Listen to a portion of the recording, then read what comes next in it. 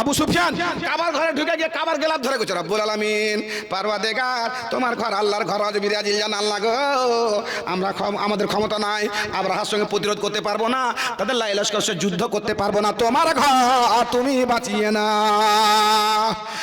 আল্লাহ রাব্বুল আলামিন সঙ্গে সঙ্গে নিজের ঘরকে বাঁচাবেন, তার দোয়া কবুল হলো না হলো আমি বলবো না।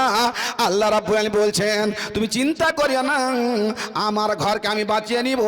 আবাবিল পাখিকে হুকুম দিলেন 2খানা 3খানা করে পাথর নিয়ে গিয়ে আব্রাহার প্রতি ফেলে দাও, 11 পিস্তল রূপে ওই বন্দুকের গুলির মধ্যে তাদের উপরে পড়লো, মাথা দিয়ে পড়ে, পায়খানা দাঁত দিয়ে বাড়িয়ে যায়। আল্লাহ বলছেন আলামিয়া জাল কায়দাহুম ফাতাদলে ও আরসালা আলাইহিম তাইরান আবাবিল তারমিহিম বিহিজারাতিন মিন সিজিল ফাজআলাহুম কাসফিন মাকুল, তুলা ধোনার মতো ভূষার মতো উড়িয়ে ধুলিসা ধ্বংস করে দিলেন। মসজিদের ঘর আল্লাহর ঘর, আগামীকালকে টাকা দান করবেন বটে, ঠিক আছে, যদি বৃষ্টি হয়ে যায় আর কিছু হয়ে যায় তো যাই হোক, আমার হাতে আমার মা সর্বপ্রথমে এই মসজিদ আর ইসলামের যার টাকাতে প্রচার হয়েছে তিনি হয়েছেন মা খাদিজা আর মা মারিয়াম। এই যে বাইতুল আকসা যেটাকে এই যে মসজিদে আকসা যেটা আছে, যেটা পরে ইসরায়েলরা আক্রমণ করেছে, ওখানে 2টা মসজিদ আছে, একটা মসজিদ আকসা আর একটা আছে দ্য রক অফ দ্য ডম। দেখবেন নেটে 2টা মসজিদ আকসার মতো একদম সেম টু সেম বানা আছে, একটা নাম হচ্ছে দ্য রক অফ দ্য ডম আর একটা নাম হচ্ছে মসজিদ আকসা। যেটা মসজিদ আকসা ওইটা লাইট কালারের আর যা দ্য রক অফ দ্য ডম ওইটা ডিপ কালারের। তো এরা কত বড় সারা পৃথিবীর মিডিয়াকে কিনে নিয়েছে, ভারতের মিডিয়াকে কিনে নিয়েছে, আর মিডিয়া মানে ইসরায়েল, হ্যাঁ সফটওয়্যার মানে ইসরায়েল, এই ইভিএম তৈরি কে করছে ইসরায়েল, হেরফের কে করছে ইসরায়েল, 31টা দেশে ভোট প্রভাবিত করেছে ইসরায়েল, 31টা দেশে। আমার মুখের কথা বলছি, আপনি যান খবরে শুনেলেন, 31টা দেশ। আর কাজই হলো এটা, ইয়ার মতো জঘন্য জাতি পৃথিবীতে নাই, আল্লাহ বলেছে তো আমি বলছি। বন্ধু এই মসজিদ আকসাকে গুড়িয়ে দিবে আর দ্য রক অফ দ্য ডমকে রেখে দিয়ে মিডিয়া দিয়ে প্রচার করবে যে তোদের মসজিদ আকসাকে ভাঙেনি, ষড়যন্ত্রের চক্রান্ত। তো আল্লাহর ঘর আপনার মসজিদ আমি দেখলাম, দেখে আমার তো ব্রেন কাজ করছিল না যে আল্লাহুস সামাদ, এত সুন্দর এত বড় মসজিদ আর এত পিলার আর এত ইয়ে দিয়ে সুন্দর করে মসজিদ বানিয়েছেন, আরবের কোনো হাত নেই না? ধন্যবাদ আপনাকে, স্যালুট আপনাকে।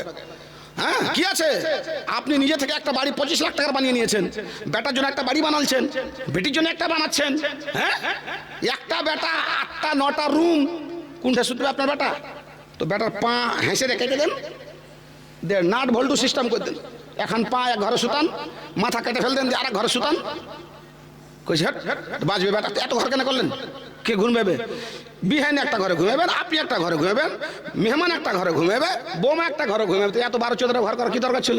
দারুন লাকা দারুন লে জাজাতে কা দারুন লে ইবনে কা ওয়াসালাসা রিশাইতান।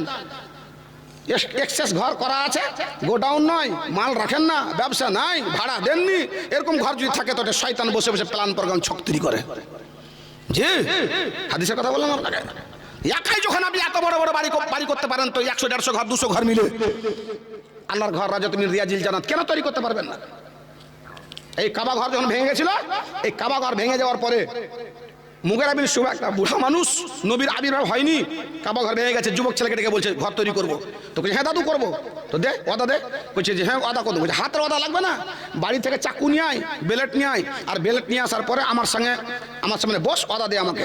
কি নিব দাদু? আর একটা চাকু নিবি, একটা কাপ নিবি, কাপ আর চাকু নিয়ে আসলো, আর বললো যে তুই তোর হাত কেটে দে, আর কাটার পরে 1 ফোঁটা রক্ত কাপে ফেলে দে, আর ওই কাপটা আমাকে এনে দে। আর বুড়া করলো কি, একটা বড় বালতি নিয়ে আসলো, আর বালতি এনে সামনে নিয়ে এসে বসে আছে, আর 350 যুবক ছেলেকে বলছে লোকের রক্ত দে।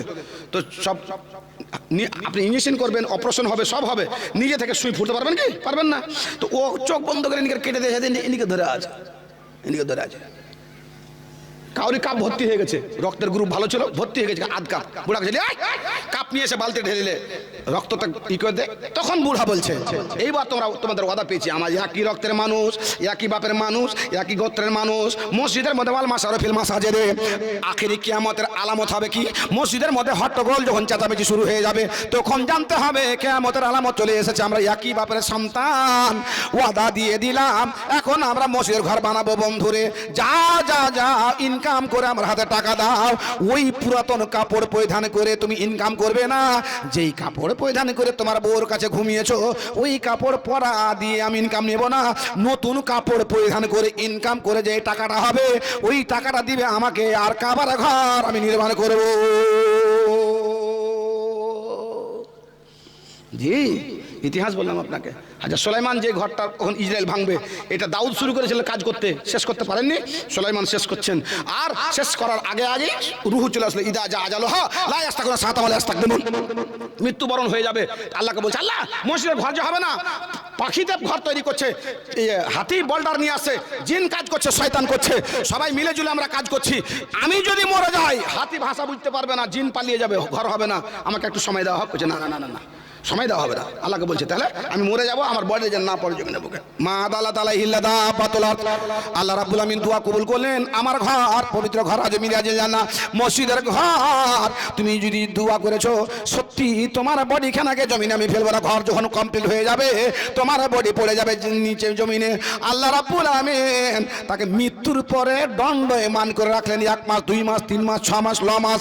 আমি যাব না একটা সেকেন্ড পর্যন্ত কোনো মৃত্যু বডিকে দাঁড় করে রাখা যায় না। কি না ভাই আজু কাল কটি দিবেন, আজ কটি দিলেন, ভাগ করেছে। তুই জন্য এত চেঁচামেচি চিৎকার করছে, লে 200 টাকা লে। যে বড় বড় বক্তা আছে যে ওগুলাকে দিব, এই তুই 200 টাকার 10 টাকা লে। বাপ একটা লোক আসেন আমার কাছে, যে লোকটা আমার হাতে একটা ভালো করে দান দিবেন, মনটা ভালো লাগবে, দোয়া আমি দেবো আপনাকে। আমার ডাক্তার বন্ধু, ওটা আসল দোষ হয়েছে বাদরুদ্দোজা নাদবি সাহেবের দোষ। জি উনি আমার এলাকাতে থাকেন, পুকুর চাষ করেন, ডাক্তারি করেন, সব কিছু করেন। উনি প্রতিটা জালসাতে 10,000 12,000 15,000 20,000 এমন একটা কোনো জালসা বাকি নেই। আল্লাহ টাকা কোনটা দিয়েছে, কোন থেকে টাকা পেয়েছে না চুরি করে নিয়ে আসে কোন থেকে, আল্লাহ বেশি ভালো জানে। না নার্সিংহোমে কামাই না মাছে কামাই, বরকত খুব জোর। আজকে আমাকে বলছে আমি একটা মাদ্রাসা করেছি, তো বলছে তোর মাদ্রাসাতে আমি একটা জিনিস দান করব, যেদিন চালু করবি সেদিন। জি তো ভাই ওইরকম লোক যারা ধনী মনি আছেন আগামীকালকে দান করবেন বটে, ভালো কথা। আর সবাই কিন্তু ভেবে আছে যে আজকে দান করব না, জিলেবি জালাবি খাবো, দোষ বন্ধু আত্মীয় স্বজন মাংস টাংস চলবে ধুমধামাকা, কালকে উজড়ে দেবো একদম। তা না করে আধাআধি করে দেন, নেই 3 ভাগের 1 ভাগ করেন। আজকে 1 ভাগ দেন, 2 ভাগ কালকে জন্য রাখেন। আসেন আমার হাতে, এই আল্লাহর ঘরে মসজিদের ঘরে লাঠিতে ভর দিয়ে দাঁড়িয়েছিলেন সুলাইমান। কিছুদিন পরে লাঠি ভেঙে পড়ে গেল, সুলাইমান পড়ে শিকড়া হয়ে গেছে। সব এসে দেখছে আন্নাহু কাদ মাত, মারা গেছে। কদিন আগে মারা গেছে, ইয়াউমান ইয়াউমাইনে সালাসাতা আইয়াম, 2 দিন 3 দিন 5 দিন 7 দিন। আল্লাহ বলছেন বান্দারে আমার অন্ধকারে পাথর ছুড়িও না, ঢেল ছুড়িও না, মা আল্লাহ তাআলায় ওই পোকাগুলোকে ধরে নাও, যে পোকা আমি লাগিয়েছিলাম লাঠিতে, আমই পোকা লাগিয়েছিলাম, রুই পোকা লাগিয়েছিলাম, ধরার পরে তুমি গবেষণার জন্য তাকে ভিঙিয়ে দাও, অন্য লাঠিতে ভিঙিয়ে দাও, কত দিনে কতটা খাচ্ছে, এই লাঠিতে কতটা পোকা ছিল গবেষণা করে বেরিয়ে যাবে। আমার নবীকে আমি কতদিন আগে মৃত্যুবরণ করেছি। বান্দা আমার ঘর মসজিদের ঘরকে আমি পবিত্র জায়গাকে ভালোবাসি বলে মৃত্যু মানুষকে দণ্ডমান রেখে আমার ঘর আমি সম্পূর্ণ করিয়েছি। যাইতে হবে পরপারে সোনারি অঙ্গ তোমার কবরে হিসাবে, যাইতে হবে পরপারে দুনিয়ার মায়ায় রইলে পড়িয়া, দুনিয়ার মায়ায় রইলে পড়িয়া, কি জবাব দিবে বন্ধু কবরেতে যাইয়া, কবরের মাটি সবকিছুর ঘাটি, কেমনে থাকবে তুমি তার ভিতরে, যাইতে হবে পরপারে, যাইতে হবে পরপারে সোনারি অঙ্গ তোমার কবরে মিশাবে, যাইতে হবে পরপারে, যাইতে হবে পরপারে। এখন কিছু কিছু জালসাতে, কিছু কিছু কি অধিকাংশ জালসাতে আগে কালেকশন হয়ে যাচ্ছে, গ্রামের চাঁদাও হয়ে যাচ্ছে। এই গ্রামের চাঁদা মনে হয়ে গেছে নাকি বললা, বাড়ি প্রতি 2 লক্ষ হালকা হয়েছে জি। আর গাড়ি ঘুরিয়ে তাও মোটামুটি 1.5-2 লাখ টাকা করেছে নাকি। তো ভাইজান আপনারা যারা আছেন ভাবছেন কালকে দিব, কালকে না দিয়ে আজকে আমার হাতে কিছু কিছু দেন, তাহলে হবে কি যে একটা জালসার ভারসাম্য থাকবে। তাহলে আজকে যদি না দেন কালকে দেন, তো আজকে জালসাটা কিসের জন্য হলো? খালি শোনার জন্য হলো? খালি মেলা ঘোরার জন্য হলো? তো এত খরচ করে কি লাভ তাহলে? ডাবল ডাবল খরচ, যেটা আমার সভাপতি সাহেব বলছিলেন। ডাবল জালসা করে লাভ নেই। আপনারা যে কী ভাবেন আর কি বুঝেন আল্লাহ বেশি ভালো জানেন। ডাবল খরচ হয়, ডাবল ইয়ে হয়, হ্যাঁ, শেষ দিন কালেকশন হয়। যাই হোক, আমার হাতে এক ভাই 200 টাকা দান করেছেন, আরেক ভাই 200 টাকা দান করেছেন। আল্লাহ এই 200 টাকা তুমি 2 কোটি বলে করে তুমি নেকের খাতা উঠিয়ে নাও। আল্লাহ তার রুজি রোজগারে বরকত দাও, তার খেতে খোলনা বরকত দাও। এই যে আমার ডাক্তার ভাই চলেছে, দেন আপনি 5.5 লাখ টাকা দিয়ে দেন তো, তেলি জালসা সাকসেসফুল। একটা পুকুর বেঁচে দেন, বোর্ডটা মহাকাল বনটা বেঁচে দেন। আলহামদুলিল্লাহ, মাশাআল্লাহ। জি ভাইজান, আপনি আর আপনার সাথে গলা মিলার মন করছে আমার। জি, চেহারা খানটা আল্লাহ দিয়েছে, আর টাকা আমি পেয়ে দিয়েছি আলহামদুলিল্লাহ। এখানে কটি আছে? 4000 আছে। জি, তো আলহামদুলিল্লাহ 4000 কালকে ফের দিবেন। কাল আর 1000 টাকা দেওয়া যাবে? 5000 টাকা দেন, তাহলে আমি কালকে তখন আপনি যা দিবেন দিবেন। হালকা আর 1000 দেন। আচ্ছা, কালকে দিবেন। আচ্ছা ঠিক আছে। কি নাম আপনার?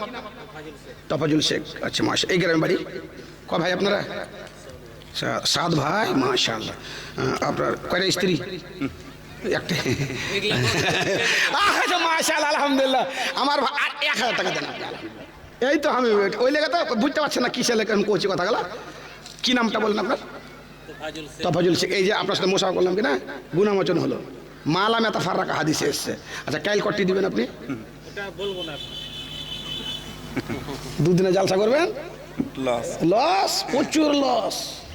আমার ভাই তফাজুল শেখ 4000 টাকা দিলেন, আমি আবদার করলাম একটু, 1000 টাকা দিলে 5000 টাকা দিয়েছেন আলহামদুলিল্লাহ।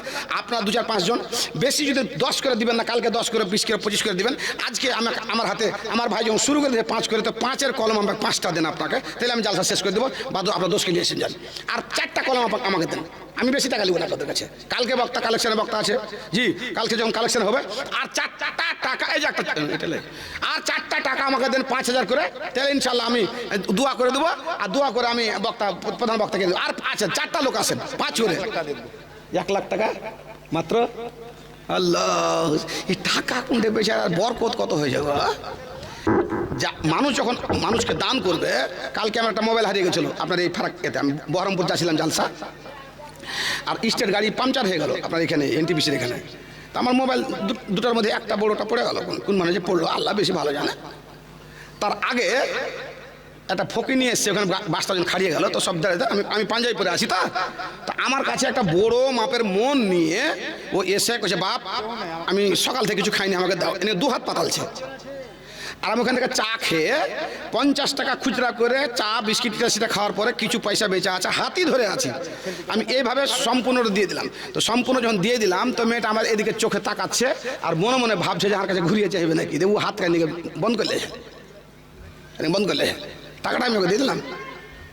আমি অন্য বাস ধরে চলে গেলাম, মোবাইল আমার পড়ে থেকে গেল। আমার মোবাইলে জালসা কমিটি ফোন করছে, তো পেয়েছে কে? ফলের দোকানদার। কইছে আমি ফলের দোকানদার পেয়েছি, এসে মোবাইল নিয়ে যাও, লক খুলে দাও, মোবাইল নিয়ে যাও।